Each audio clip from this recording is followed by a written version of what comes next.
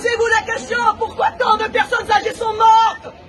Cherchez le décret Rivotril du 28 mars 2020, le décret Rivotril. Le Rivotril, c'est un médicament que les médecins ont donné aux personnes âgées pour les euthanasier. Le décret Rivotril. Le décret Rivotril a été pris par Ferrand et par Édouard Philippe le 28 mars 2020. Le Rivotril est un médicament qui impose, qui provoque la détresse respiratoire. Et c'est comme ça qu'il y a des milliers de personnes âgées qui sont mortes. Et concernant du coup la vidéo, les suites judiciaires qui ont été données, vous en êtes où pour l'instant? Alors, les suites judiciaires, eh bien donc le 28 mars 2022, donc je suis passée au tribunal correctionnel de Châlons-en-Champagne et donc la juge m'a condamnée à 3 mois de prison ferme avec sursis. Donc le sursis, c'est un sursis probatoire de 2 ans qui va se terminer donc en mars 2024. Et pendant ce sursis, eh bien je dois voir régulièrement tous les 2-3 mois environ, je dois avoir un agent de probation. Et donc, ça se passe très bien, il est très correct. Voilà. Donc j'ai dû payer les frais de tribunaux. Et aussi, ce que je veux dire, parce que je n'ai pas pu beaucoup en parler à l'émission de TPMP, mais donc, puisqu'on parle de l'éducation, aujourd'hui, c'est tout trouvé. La deuxième infraction, c'est lorsque j'ai soi-disant outragé, c'est-à-dire interpellé sur leur responsabilité, 2 institutrices qui maltraitaient des enfants, comme le fait Blanquer depuis 2020, depuis le printemps 2020, qui maltraitait 2 enfants en leur faisant porter un masque pendant des activités physiques et sportives. Et étant donné que je suis enseignante et que je connais depuis 2 ans la souffrance et la détresse aussi bien de parents et d'enfants, eh bien je considère que cela fait partie de l'aspect dictatorial de la République française aujourd'hui sous Macron. Allez. C'est bon, c'est merci. fini, Voilà, non, mais je sais que vous vouliez que Béatrice vous en avait parlé ici aussi. Parce que je vous ai entendu. Eh ben, merci Jocelyne d'avoir été avec nous. Donc, en fait, la procureure de Châlons-en-Champagne, Ombéline Mahuzier, et qui n'est absolument pas digne de ses fonctions, je l'affirme haut et fort. Et si elle veut me traduire au tribunal correctionnel pour diffamation, je vous assure que j'ai les preuves pour étayer ce que je dis. Donc, Ombéline Mahuzier, en fait, quand elle a découvert la vidéo, c'est parce que elle avait auparavant reçu une plainte contre moi de 2 profs, justement, c'est-à-dire 2 institutrices d'une école de SWIP qui s'appelle l'école Jules Ferry. Et donc, ces 2 institutrices, bien covidistes, hein, dans leur tête, eh bien, je les avais rencontrées par hasard dans le parc de SWIP, qui s'appelle le parc Buirette, et j'étais en train de courir. Et puis, à trois reprises, sur mon parcours, j'ai croisé un groupe d'une 40aine, 50aine d'élèves de primaire. Donc, je pense que c'était pas plus haut que CE1, je pense, hein. Et donc, ces 40-50 petits mioches là, eh ben, ils avaient la muselière jusque-là. Et ils étaient accompagnés donc par leurs 2 institutrices qui avaient la muselière jusque-là. D'accord? Donc, c'était le vendredi 19 mars 2021. Eh bien, je me suis à 3 reprises arrêtée pour interpeller ces 2 institutrices. Et je leur ai dit, notamment, sans jamais les insulter, sans jamais les injurier et sans jamais les outrager, je leur ai dit qu'elles étaient en faute professionnelle parce qu'elles ne connaissaient peut-être pas la version du protocole sanitaire de Blanquer qui datait de février 2021 et qui interdisait de faire porter le masque facial aux élèves lorsque les élèves étaient en activité physique et sportive.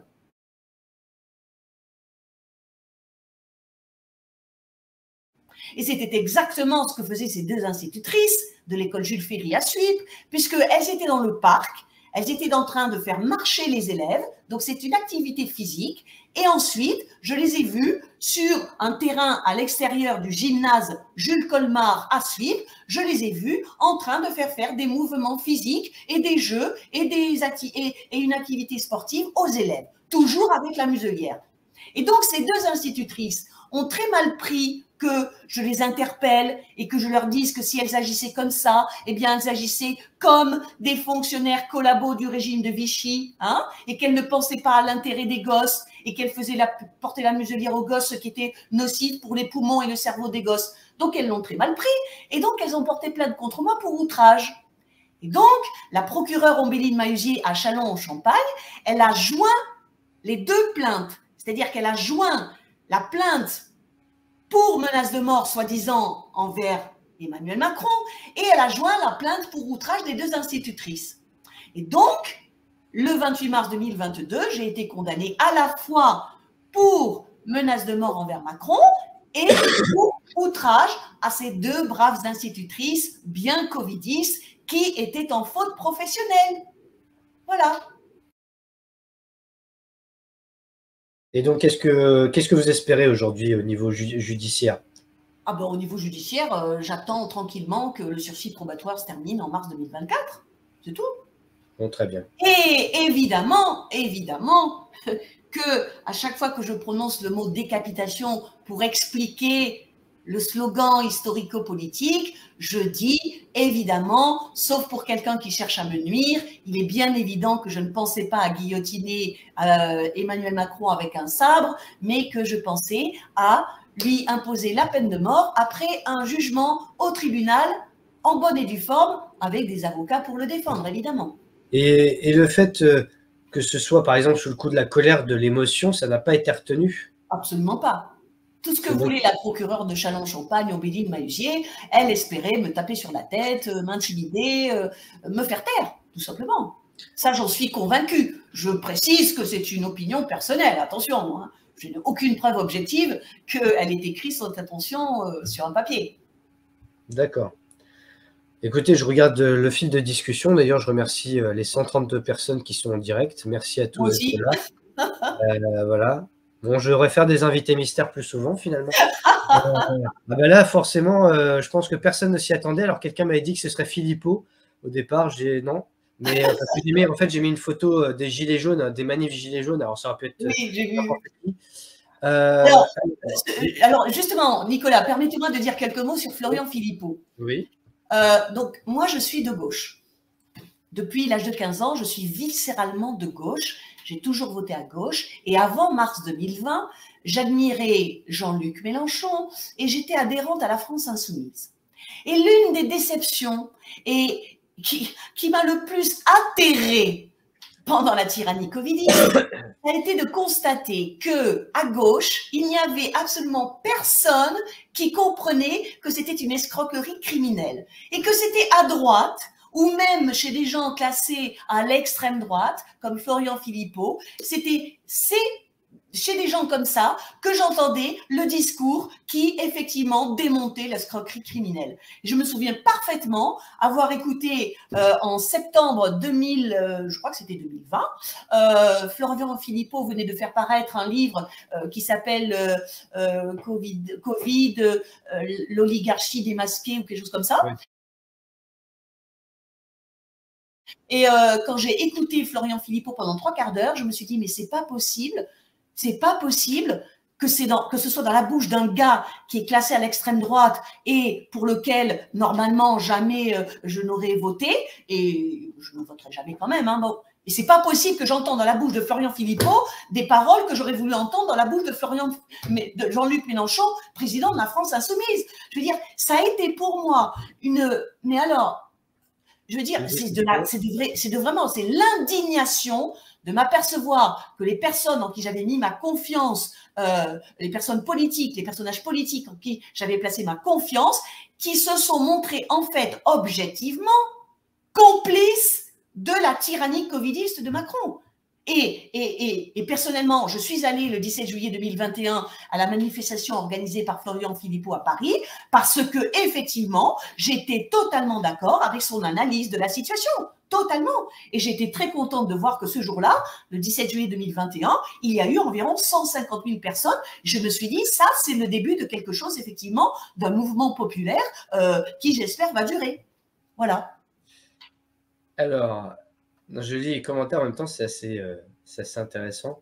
Si on faisait une parenthèse politique, c'est quoi être de gauche aujourd'hui? Est-ce que la gauche existe encore? Alors là, vraiment, c'est une bonne question. Alors, je répondrai que, comment dire, maintenant, c'est un mot, alors, avant 2000, comment dire, avant les Gilets jaunes, avant 2009, c'est un mot que je n'utilisais pas pour moi-même, parce que je n'avais pas compris les enjeux. Donc, je me définirais comme une souverainiste de gauche. Mais vous avez tout à fait raison. Le covidisme, comment dire, a totalement, mais alors totalement fait disparaître les étiquettes politiques qui avaient cours, en gros, depuis, allez, on va dire, la Troisième République. D'accord, et ça ne veut plus rien dire. Voilà, ça ne veut plus rien dire. Est-ce que c'est pas Macron lui-même? Est-ce que c'est pas Macron lui-même qui a cassé ce clivage gauche-droite? Non, alors cette histoire de dire que quand il est arrivé, il a dit oui, je ne suis ni de gauche. Non, non, non, non, ça existait déjà avant, mais enfin ça c'est mon opinion, hein, attention. Mais moi ce que je veux dire, c'est qu'actuellement, si vous me posez la question, qu'est-ce que c'est qu'être de gauche aujourd'hui, je pense qu'il faut revenir à comment dire, à des personnages historiques qui ont effectivement incarné politiquement des personnes classées à gauche, comme par exemple Léon Blum ou comme par exemple, voilà, vous voyez, je pense à des gens comme ça, à Robespierre, alors là oui. Actuellement, c'est évident que les étiquettes purement politiques, hein, de partis politiques, ça ne veut plus rien dire et moi je n'y accorde absolument plus aucun intérêt. Plus aucun intérêt. D'accord. Ouais. Ok. Eh bien, écoutez, c'est déjà pas mal pour quelqu'un qui s'est fait connaître juste pour 2 minutes 25 de vidéo, parce que moi, je me suis dit quand même, j'aimerais bien creuser la question, d'où vient cette personne enseignante. Donc déjà, ça me parle un petit peu, parce que le système scolaire, étant donné ce qui nous attend dans les mois à venir, ça reste compliqué. Est-ce que vous avez quelque chose à rajouter qu'on n'aurait pas évoqué durant l'émission? Oui, quand même, j'ai quelque chose à rajouter. Et enfin, je ne sais pas, Nicolas, est-ce que vous aviez prévu un générique de fin, par exemple? Non, pas forcément. Alors, si vous le permettez, je vous en proposerai un, justement. Oui. Mais donc, bon, donc pour terminer, alors, je vous ai parlé du harcèlement moral donc, professionnel entre adultes que j'ai subi et combattu depuis 2013, entre 2013 et 2023. Donc, en fait, celui qui m'intéresse actuellement, c'est celui qui a commencé dans l'Académie de Reims le 1er juillet 2016. Et donc, actuellement, je mène un double combat. C'est-à-dire, d'une part, je veux et je vais faire annuler les 2 révocations iniques que Blanquer a prises contre moi en 2019 et en 2021, parce qu'elles sont la suite d'un conseil de discipline, le 21 mai 2019, totalement irrégulier. Et si ce conseil de discipline est totalement irrégulier, c'est parce qu'il a été organisé par 2 individus, 2 hiérarques du rectorat de Reims, qui ne sont que des délinquants en col blanc. Et ces 2 délinquants en col blanc sont, premièrement, l'ex-rectrice de l'Académie de Reims, qui s'appelle Hélène Incel, et deuxièmement, l'actuel DRH du rectorat de Reims, qui s'appelle Cyril Bourgerie. Donc, j'ai déjà porté plainte en 2017 contre Hélène Incel pour harcèlement moral. Et malheureusement, bien sûr, la procureure de Châlons-Champagne n'a pas suivi. Et je viens de porter plainte contre Cyril Bourgerie pour faux et usage de faux. Alors, ça, c'est mon combat, si vous voulez, contre le harcèlement moral qui a abouti à mes 2 révocations.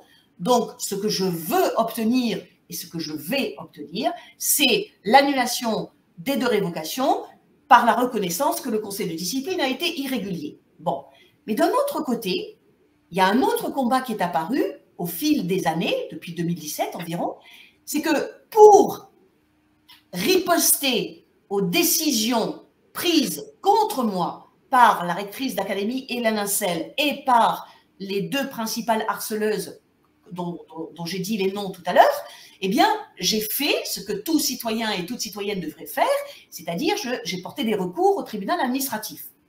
Donc, il y a un tribunal administratif à Châlons-en-Champagne dans la Marne et il y a la cour administrative d'appel à Nancy en Meurthe-et-Moselle. Et là, Nicolas, je me suis aperçue que les illusions que j'avais sur l'impartialité des juges administratifs, eh bien, ces illusions ont éclaté. comme des bulles de savon. D'accord? Donc, je là aussi que c'est une juridiction administrative qui est en grande partie, je ne veux pas généraliser, hein, surtout pas, mais qui est en grande partie, de par mon expérience, qui est en grande partie gangrenée par une espèce de collusion mentale avec l'administration. C'est-à-dire que la juridiction administrative est normalement faite pour contraindre l'administration à respecter le droit, protéger les droits des administrés et sanctionner les abus de pouvoir de l'administration.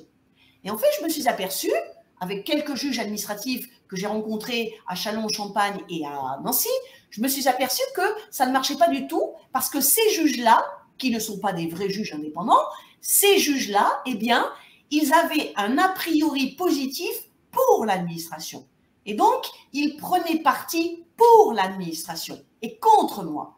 Au point que, après avoir constaté les multiples délits de justice d'un certain juge à Châlons qui s'appelle Olivier Mizet, eh bien, j'ai été obligée de porter plainte contre lui en 2021 pour délit de justice.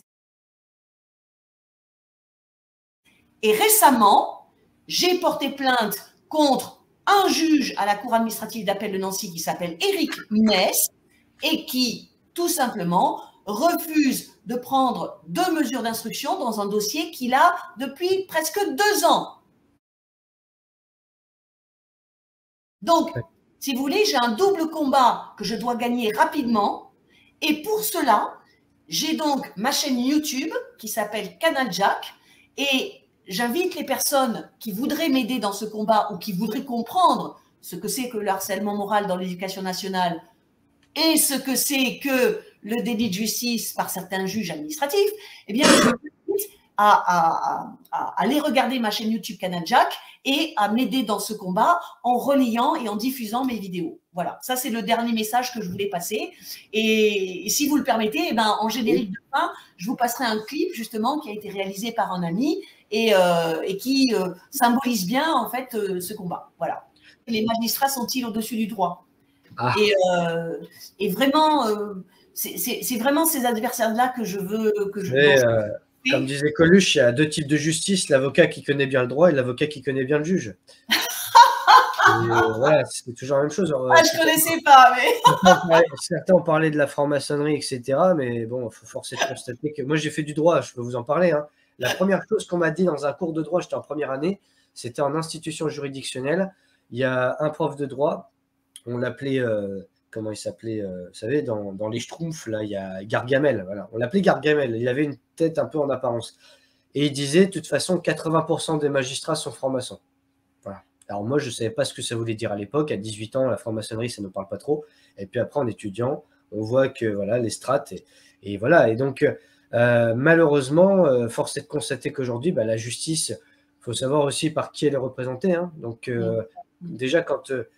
comme disait Chevènement, un ministre, ça ferme sa gueule ou ça démissionne, mais le problème, c'est qu'ils sont pour la plupart tous mis en examen et qu'ils restent au pouvoir. Aujourd'hui, les ministres… On a l'exemple avec justement ce cher Dupond-Moretti, n'est-ce pas? Voilà, c'est ça.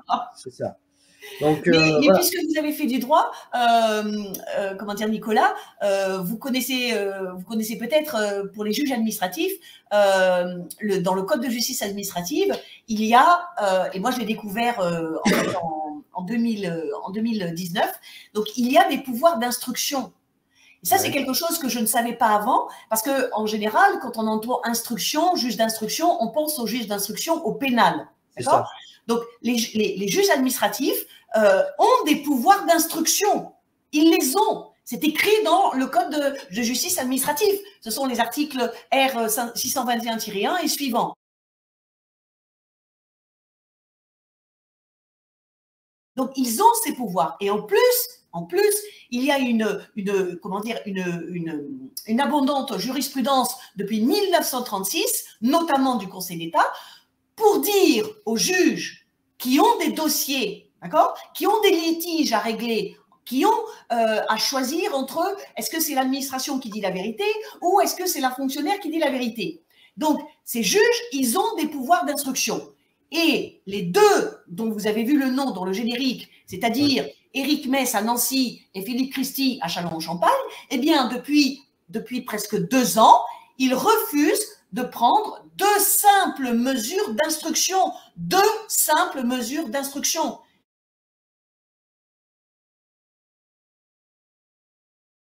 Et s'ils prenaient ces 2 mesures d'instruction, en 1 semaine, c'est plié. C'est-à-dire en 1 semaine, ils ont la preuve que le conseil de discipline qui m'a révoqué, qui date du 21 mai 2019, il a été totalement irrégulier. Ils ont la preuve.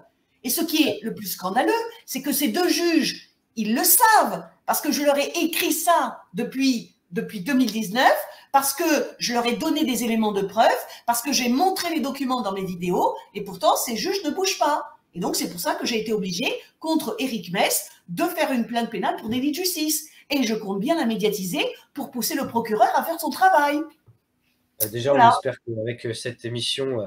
Oh oui, ça me... Ouais, voilà, on a pu apporter quelque chose. Mais je vous en prie, sachant que moi, le but, c'était pas que de parler des Gilets jaunes ou de cette vidéo qui a fait le tour, parce que finalement, sur l'école, c'était aussi passionnant. Et puis, on a à même pas 15 jours de la rentrée scolaire, donc c'est très intéressant aussi de voir ce qui nous attend. Et puis, avec le recul que vous avez, moi, je n'ai jamais été enseignant, mais ce qu'on a évoqué durant l'émission, ça me rappelle un livre que j'avais écrit il y a quelques années qui s'appelait « La loi du silence », qui est disponible gratuitement sur mon site internet, où je parlais de l'école du futur. Alors, à l'époque, c'était en 2015 que je l'ai écrit au moment où Najat Vallaud-Belkacem était ministre et qu'elle parlait de la théorie du genre, de la réforme de l'orthographe. Et en fait, dans le bouquin, j'imaginais une école entièrement numérisée comme la fabrique du crétin digital. Et mon personnage subit aussi l'omerta du système, le fait que le proviseur dise « écoutez, dans 18 mois, je pars en retraite, donc pas de vague », ou alors le fait de dire « voilà, il faut vivre avec son temps, donc les écrans, c'est maintenant, etc. » Et il se prend une volée de bois vert de la part des parents. Donc j'ai essayé un petit peu à peine d'exagérer, parce qu'en réalité, ça a même dépassé ce que j'avais écrit dans le livre, parce que j'imaginais pas les idéologies actuelles, et puis ça évoquait 2020, donc on était avant le Covid. Mais c'est vrai qu'aujourd'hui, on voit que le milieu de l'enseignement est en péril. Et encore une fois, je rappelle ce livre, je suis en train de le finir parce que ça ne se lit pas comme un roman, mais c'est très intéressant parce que Ève nous explique pas mal de choses sur sa perception d'enseignante. En plus, elle a 32 ans, donc elle a mon âge. Et justement, je comprends pourquoi je n'ai jamais été enseignant, parce que je pense que je me serais battu avec les parents et avec le système. Et de toute manière, ce qu'on a évoqué, la tyrannie sanitaire, je pense que je n'aurais pas pu supporter de museler les élèves. Voilà, je pense que... Et c'est pour ça que pendant 2 ans, j'ai refusé d'intervenir dans les écoles, puisque je fais des conférences sur le harcèlement scolaire et j'interviens dans les écoles. Et c'est pour ça que pendant 2 ans, j'ai refusé par éthique et puis par principe, parce que je me suis dit, comment leur parler de harcèlement scolaire alors qu'ils subissent déjà le harcèlement? Exactement, exactement. Voilà. Oui. C'est pas possible. Alors, je voudrais juste encore une fois, enfin, pour la dernière fois, je vais rebondir sur une petite chose que vous avez dite. Comment dire, quand vous avez parlé du futur, donc vous parlez des écrans numérisés, etc. Mais il y a quelque chose que je pense vous oubliez un peu, Nicolas, et c'est ce dont je parlais déjà avec la société de consommation, l'idéologie capitaliste, etc. C'est que c'est une école aussi privatisée. C'est vrai. Je vous ai dit tout à l'heure que quand j'avais commencé à manifester avec les Gilets jaunes, le deuxième moteur, c'était que je voulais dénoncer la destruction par Macron, après Sarkozy, des services publics. D'accord? Et l'enseignement est un service public. Bon, et ben, quand vous avez parlé de Najat Vallaud-Belkacem, je veux dire, une des choses, et c'est vraiment dommage de ne pas voir cet aspect-là matériel et financier. Une des choses que Belkacem a faites, c'est qu'elle a signé un contrat, je pense que c'était avec Microsoft, elle a signé un contrat avec Microsoft pour justement, je veux dire, comment dire, généraliser la dotation des établissements avec les ordinateurs et avec les tablettes. Oui, non, mais vous avez tout à fait raison de le rappeler. Oui, c'est financier, c'est la privatisation des services publics que Sarkozy d'abord, puis Macron veut mener à terme. C'est vrai. Non, mais il faut lutter contre ça, il faut empêcher ça, c'est tout. Alors, justement, là, pour la rentrée scolaire qui s'annonce, déjà dans l'actualité, si on fait un petit tour d'horizon, bon, on nous parle du climat depuis des mois, on nous parle du retour du coco, voilà, du port du masque, justement. Voilà, donc... et du garde d'asile, Nicolas. Je ne sais pas si vous en avez conscience. Oui, hein, absolument. Voilà, absolument. donc il faut absolument, s'il y a des parents qui nous écoutent, il faut absolument que ces parents refusent et dénoncent la promotion du garde d'asile dans les établissements scolaires. Et pour cela, c'est très facile. Vous allez écouter les entretiens avec les docteurs Nicole et Gérard Delépine, où vous allez lire leur livre, justement, paru en 2018, sur la toxicité du garde d'asile. Écoutez, Jocelyne, merci en tout cas infiniment pour merci à vous. Émission. Je sais qu'il y avait beaucoup de choses à dire, donc j'espère que vous avez pu vous oui. lâcher. J'aime beaucoup vos questions, la manière dont vous menez l'entretien. Voilà. C'est très gentil à vous. Je remercie Eva, sans qui ça n'aurait pas eu lieu. Merci à tous les internautes qui étaient impatients de savoir qui était l'invité mystère. Et bien voilà, l'invité mystère était Jocelyne Chassard. Donc voilà, mais en attendant, merci à vous tous d'avoir été là ce soir. Ça fait presque 2 heures qu'on est ensemble. Et je remercie Jocelyne déjà pour sa franchise, sa clarté, son panache et son courage, parce qu'il en faut dans une société qui a tendance à psychiatriser les opposants. Vous faites partie de la lignée des opposants au pouvoir qui ont été enfermés de manière arbitraire pour des mots, pour des témoignages anonymes, etc. Et donc, j'espère que vos déboires vont s'arrêter prochainement, de tout cœur. Ah, moi, j'en suis sûr. Voilà. Et si vous en êtes sûr, c'est encore mieux. Et je salue tous les internautes et je vous dis à très bientôt pour une nouvelle émission. Merci à tous et bonne soirée. Et si je peux avoir le mot de la fin, Nicolas, merci à tous les jeunes, à tous les enfants et à tous les jeunes d'exister, parce que c'est vous qui êtes l'avenir de la République française et c'est vous qui êtes l'avenir de l'humanité dans le monde, et c'est grâce à vous de toute façon que jamais la tyrannie et l'obscurité ne prendra la domination. Voilà, j'en suis persuadée. Vive la jeunesse!